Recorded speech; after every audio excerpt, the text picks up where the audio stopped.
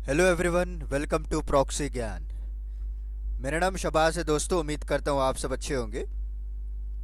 तो जैसे कि आप सभी लोग जानते हैं, हम कैलेंडर ऑफ इवेंट्स को लेकर डिस्कस करते आ रहे थे। कुछ दिन पहले ही हमने इस टॉपिक को स्टार्ट किया था। पहला जो कंटेंट था इंडिया एंड ओल्ड, उसको हमने सक्सेसफुली ख़त्म कर लिया है। अभी जितने भी इम्पोर्टेंट इवेंट्स हुए हैं 2020 में, हर एक मंथ के पर मैं एक एक वीडियो अलग अलग लेकर आ रहा हूँ, ताकि आपको पढ़ने में भी आसानी हो और छोटे छोटे वीडियोस लगे आपको। राइट। तो जितने भी इम्पोर्टेंट इवेंट्स हैं उसको अच्छे से याद कर लीजिए, आपको कोई भी एग्ज़ाम में पूछ सकते हैं। तो आज का जो हमारा मंथ है वो अप्रैल मंथ के बारे में हम इवेंट्स पढ़ेंगे कि इस महीने में क्या क्या इम्पोर्टेंट जो है इवेंट्स हुए थे और क्या क्या सैंक्शंस हुआ था, किसको अपॉइंट किया गया था, ये सारा कुछ हम डिस्कस करने वाले हैं। ओके। तो वेरी इंपॉर्टेंट बुक है दोस्तों, ये हर एक कॉम्पिटिटिव एग्ज़ाम के लिए आपको यूज़फुल होगी, क्योंकि कई लोगों के पास इसका एक्सेस नहीं रहता है। हमने एक फ्री कोर्स आपके लिए लॉन्च किया है। प्लीज़ हमारे कोर्स को जो है सपोर्ट कीजिए, लाइक कीजिए और सब्सक्राइब कीजिए हमारे चैनल को, ताकि हम लोगों को भी एक मोटिवेशन बना रहे। आगे चलकर हम भी इसी तरह जो इनएक्सेसिबल जो कोर्सेस रहते हैं आपके जो है आपके लिए फ्री लेकर आए हम आगे चलकर। तो चलिए आगे बढ़ते हैं, आज का लेक्चर हम शुरुआत करते हैं। शुरू करने से पहले मैं आपको एक छोटा सा वीडियो दिखाना चाहता हूं दोस्तों, उसके बाद हम हमारा लेक्चर को शुरू कर देंगे। हाय, दिस इज वेरोनिका। अब आप मेरे साथ one on one zoom session book कर सकते हैं कॉम्पिटिटिव एग्जाम काउंसलिंग के लिए। जिस तरह आपके बहुत सवाल रहते हैं कि कॉम्पिटिटिव एग्जाम्स के लिए क्या ऑप्शनल लिया जाए, आंसर राइटिंग कैसे किया जाए, उसके लिए मैं आपको काउंसलिंग दूंगी आपके पर्सनल स्ट्रेंथ्स और वीकनेस पे based. So see you there only on proxygyan.com। Thank you. तो जैसा कि आप सभी लोगों ने देखा दोस्तों, हमारे जो एक्सपर्ट एजुकेटर है वेरोनिका जी, उनके द्वारा आपको एग्जामिनेशन काउंसलिंग दी जाएगी। आप जो है हमारा वेबसाइट को विजिट कीजिए www.proxygyan.com। उसमें आपको सारे डिटेल्स मिल जाएंगे। उसके हिसाब से आप अपना टाइम और सेशन के हिसाब से और बुक कर सकते हैं सेशन को। जितने भी आपके डाउट्स हैं वो क्लैरिफाई हो जाएंगे।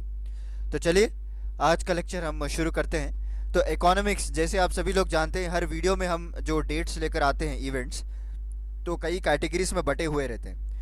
Economics, political, science and technology, socio and culture और जनरल इवेंट जो भी हुए रहते हैं। तो इसी तरह अप्रैल मंथ में इकोनॉमिक्स के रिलेटेड सिर्फ दो ही इवेंट ऐसे इंपॉर्टेंट इसमें मेंशन किए गए हैं ईयर बुक में। एक 3 अप्रैल को हुआ था, जहां पे सेंटर ने 11,000 करोड़ को रिलीज़ किया गया था दोस्तों, under state disaster risk management fund के अंडर। राइट। 11,000 करोड़ को रिलीज़ करने की बात की गई थी ताकि जो कोरोना वायरस को है वो इजीली टैकल कर पाएँ। और 10 अप्रैल को एशियन डेवलपमेंट बैंक ये कहती है कि हम आपको $2.2 बिलियन का सपोर्ट पैकेज देंगे इंडिया को। राइट। ये दो भी बेहतरीन न्यूज़ है, आपको एग्ज़ाम में पूछ सकते हैं, बिकॉज 10 अप्रैल के बारे में आपको आ सकता है एग्ज़ाम में कि एडीबी ने कितना पैकेज जो है सपोर्ट किया गया था इंडिया के लिए। और नेक्स्ट पॉलिटिकल के ज़्यादातर इसमें जो है इश्यूज और इवेंट्स मेंशन किए गए हैं अप्रैल के महीने में। तो पहला 2 अप्रैल से अगर बात करें तो सेंटर ने 9,000 तबलीगी जमात मेंबर्स को क्वारंटीन किया है दोस्तों। आप सभी लोग जानते हैं किस तरह से इन्होंने फेब के मंथ में एक लार्ज मास गैदरिंग हुई थी दिल्ली मरकज़ में, जो हज़रत निज़ामुद्दीन मरकज़ भी कहते हैं। तो वहाँ पे इवन दो अभी कोरोना इनिशियल स्टेजेस पे था, बट अभी पीक में जा रहा था इंडिया कोरोना वायरस की वजह से। तो उसके रिगार्डिंग इन्होंने कई सारे गैदरिंग्स की थी। तो even though the government guideline issue करने के बावजूद भी उन्होंने उल्लंघन किया, तो इसीलिए वहाँ पे वो मस्जिद को जो है जो सीज कर दिया गया था। और वहाँ के जो तबलीगी जमात के मेंबर्स थे उनको भी क्वारंटाइन कर चुके थे। ओके। और 960 फॉरेनर्स जो भी आए थे वहाँ पे, different different parts of the world, like Indonesia से ज़्यादा लोग आए थे, तो उनको मिनिस्ट्री ऑफ होम अफेयर्स के द्वारा ब्लैक लिस्ट कर दिया गया था दोस्तों। ओके। जब कोई भी ब्लैक लिस्ट कर दिया जाता है तो उनको वीज़ा को अप्रूवल नहीं मिलेगा इंडिया को आने के लिए। तो ये सारा कुछ किया गया था 2 अप्रैल को।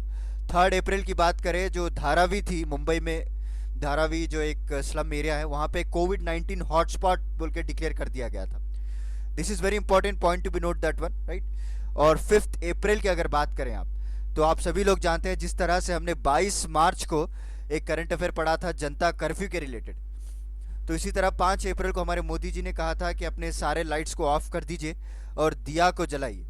तो कई लोगों ने किया था, हमारे जो बेंगलुरु में मैंने कई सारे लोगों को देखा है राइट, कि कोविड 19 को लड़ने के लिए एक कैंपेन की तरह, एक लोगों में एक मोटिवेशन बनाए रखने के लिए इन्होंने कहा था इस तरह से। ओके, तो 6 अप्रैल की बात करें तो कैबिनेट ने जो पीएम और एमपीज की जो सैलरी है उसको 30% रिड्यूस करने के ऑर्डिनेंस को पास कर दिया गया था। This is very important date to be noted. Okay, so PM along with the PM, not only MPs and MLAs, जितने भी एमपीस हैं, एमएलएस हैं, मिनिस्टर्स हैं, पीएम हैं, उनकी सारी सैलरी जो है आपको 30% रिड्यूस कर दी गई थी फॉर ए ईयर, 1 साल तक। और 8 अप्रैल की बात करें तो सुप्रीम कोर्ट ने पहली बात तो कोविड 19 टेस्ट जितने भी है फ्री करने के लिए कहा था।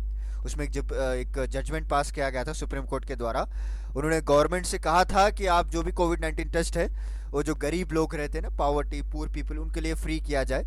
और इंडिया भी चाइना से बात कर रहा था उस वक्त ताकि मेडिकल सप्लाईज हो, क्योंकि आप सभी लोग जानते हैं हम किस तरह से डिपेंडेंट है चाइना में, ओके, फॉर एपीआई।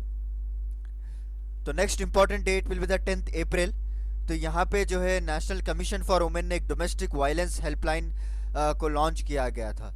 तो आप सभी लोग जानते हैं इस लॉकडाउन की वजह से, कोविड 19 की वजह से किस तरह वुमेन्स जो है एक डोमेस्टिक वायलेंस को सफ़र कर रहे थे। इसके ऊपर मैंने डिटेल वीडियो भी बनाया है, हमारे प्रॉक्सी ज्ञान चैनल में है। जैसे आप टाइप करेंगे Manorama year book gender based violence, तो मैंने आपको स्टैटिस्टिक्स के साथ बताया है। वेरी इंपॉर्टेंट टॉपिक है, एग्जाम पॉइंट ऑफ व्यू से आपको डायरेक्टली पूछ सकते हैं इस साल मेंस में।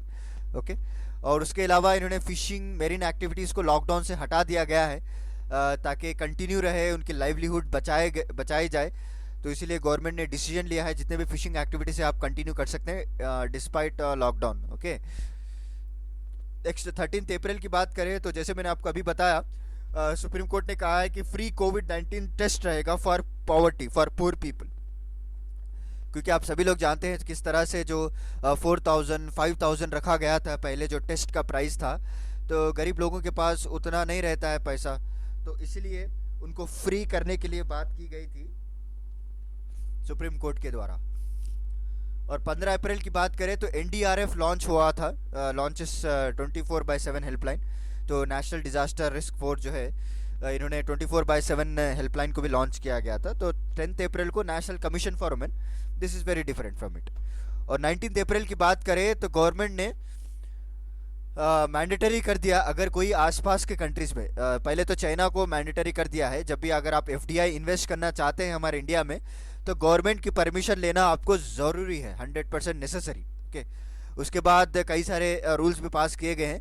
जो भी लैंड बॉर्डर शेयर कर रहे हैं हमारे इंडिया के साथ, तो उन कंट्रीज़ को भी ज़रूरी बना दिया कि आप गवर्नमेंट की परमिशन लेनी चाहिए before investing in India. Because China क्या है, इस कोरोना वायरस की आड़ में कई सारे शेयर्स को ख़रीद रहा था, कई सारे स्टेक्स को ख़रीद रहा था। HDFC बैंक जो आप सभी लोग जानते हैं, उसमें चाइना ने कई सारे स्टेक्स को ख़रीद लिए थे।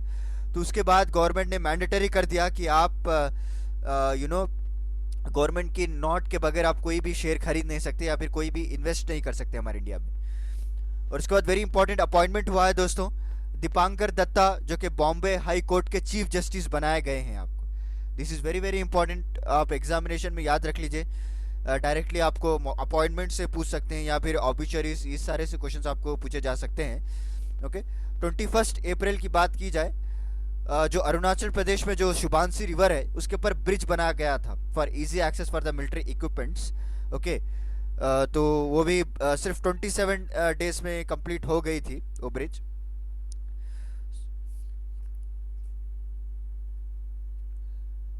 So these are the two important current affairs which is very important to be note down. तो नेक्स्ट 22 अप्रैल की बात करें तो फेसबुक ने 9.99% स्टेक को खरीद लिया है दोस्तों जियो में। Okay, just a minute.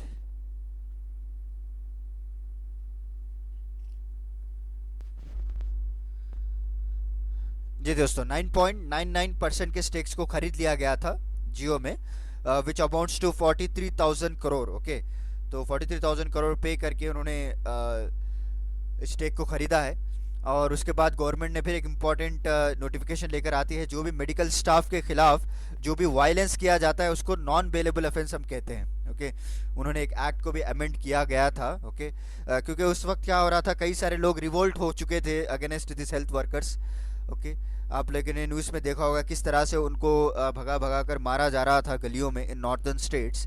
तो अगर कोई भी वायलेंस कर रहा है हेल्थ वर्कर्स के खिलाफ और मेडिकल स्टाफ के खिलाफ, तो एक नॉन बेलेबल ऑफेंस माना जाएगा। अगर उनकी प्रॉपर्टी को भी कोई डैमेज कर रहा है तो उसके पर भी कई सारे हेवी फाइन लगाई गई थी आपको, ताकि दोबारा से ना हो पाए। और 24 अप्रैल को जैसे कि आप सभी लोग जानते हैं, अभी तो हमने एक अपॉइंटमेंट को पढ़ा था बॉम्बे हाई कोर्ट के, जो उनके चीफ जस्टिस है दीपेंद्र दत्ता। उसके बाद 24 अप्रैल को मेघालय और उड़ीसा हाई कोर्ट को भी अपॉइंट किया गया था। सो मेघालय के जो आई थिंक चीफ जस्टिस है वो विश्वनाथ है अभी प्रेजेंटली, राइट। और 27 अप्रैल को बोडोलैंड टेरिटरी एरिया डिस्ट्रिक्ट जो है कम्प्लीटली गवर्नर के रूल आ गया था दोस्तों, क्योंकि उस वक्त क्या है इलेक्शंस होने वाले थे इस टेरिटोरियल एरिया डिस्ट्रिक्ट्स के, but due to this corona virus उन्होंने क्या किया, इस इलेक्शन को पोस्टपोन कर दिया। तो वहाँ पे प्रॉपर कोई एडमिनिस्ट्रेटिव अथॉरिटी नहीं थी, तो डायरेक्टली इसको गवर्नर के रूल ला दिया गया था।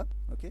और 29 अप्रैल की बात करें तो सेंटर ने इंटर स्टेट मूवमेंट को अलाउ करना चालू कर दिया गया था जब स्टैंडर्ड पर। जिस तरह से आप सभी लोग जानते हैं मार्च के महीने में जब लॉकडाउन लगा था तो कई सारे लोग अटक चुके थे, तो उसके बाद धीरे धीरे 31 मई के बाद 31 मार्च के बाद थोड़े थोड़े एक्टिविटीज़ को खोले गए। इसमें अप्रैल में आपको इंटर स्टेट मूवमेंट चालू कर दिया गया था with lot of guidelines. Okay, जब भी अगर आप कोई स्टेट में जा रहे हैं तो आपको कोविड-19 टेस्ट करा के जाना पड़ेगा। कई सारे बैजेस लगाए गए थे आपको से, राइट। और गवर्नमेंट ने टीएस त्रिमूर्ति को अपॉइंट किया गया था as an envoy to UN. This is also very important appointments. Okay, अभी जो हमारे एनवॉय हैं यूनाइटेड नेशन के, उनका नाम है टीएस त्रिमूर्ति। ओके, तो नेक्स्ट सोशियो कल्चर की बात करें तो 30 अप्रैल को American Academy of Arts and Science ने 3 इंडियंस को सेलेक्ट किया है दोस्तों।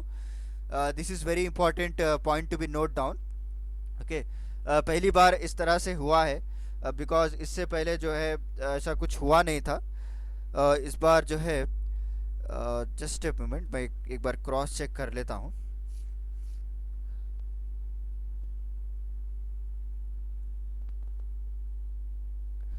जी दोस्तों, एग्जैक्टली है। तो 3 इंडियंस को उन्होंने अपॉइंट किया है। तो नेक्स्ट इम्पॉर्टेंट ये बात ये है कि स्पोर्ट्स की अगर बात करें तो विम्बलडन को कैंसिल कर दिया गया था पहली बार सिंस वर्ल्ड वॉर 2 के बाद। आज जो कोरोना वायरस की वजह से उनको इसकी वजह से जो है कैंसिल कर दिया गया था। और बीसीसीआई ने भी आईपीएल को पोस्टपोन कर दिया। आप सभी लोग जानते हैं आईपीएल फिर सितंबर आई थिंक अक्टूबर में हुआ था, और उसके बाद अभी रिसेंटली 2021 में आईपीएल होने वाला है।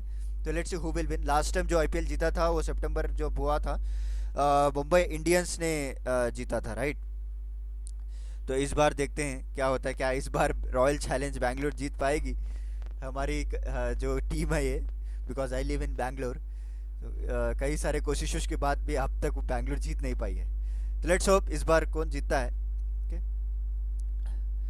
तो चलिए आगे बढ़ते हैं। नेक्स्ट इंपॉर्टेंट करंट अफेयर्स के बारे में भी हम पढ़ लेते हैं एक बार।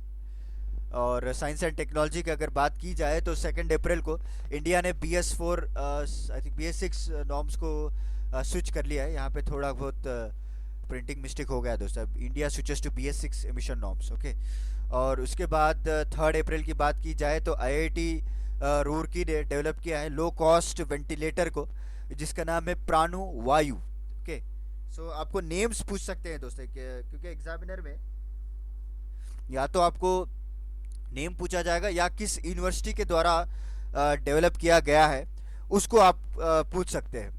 तो दोनों भी इंपॉर्टेंट नेम्स है। IIT रूरकी याद रख लीजिए आप, उन्होंने एक लो कॉस्ट वेंटिलेटर को डेवलप किया है। नेम क्या है उसका, प्राणु वायु। और 23 अप्रैल की बात करें तो DRDO ने एक मोबाइल वायरोलॉजी रिसर्च लैब को डेवलप किया है ताकि वो लोग रिसर्च कर पाएँ कि किस तरह से म्यूटेशन हो रहा था कोरोना वायरस में और क्या रीज़न है इसका। ये सारा लोग इन्होंने जानने के लिए इसको डेवलप किया है। और 24 अप्रैल को ICMR जो Indian council of medical research है, उन्होंने कोविड-19 डिटेक्शन इक्विपमेंट को डेवलप किया है। ओके, जो IIT दिल्ली के द्वारा डेवलप किया गया था उसको इन्होंने परमिशन दे दी है कि आप इसको यूज़ कर सकते हैं, राइट।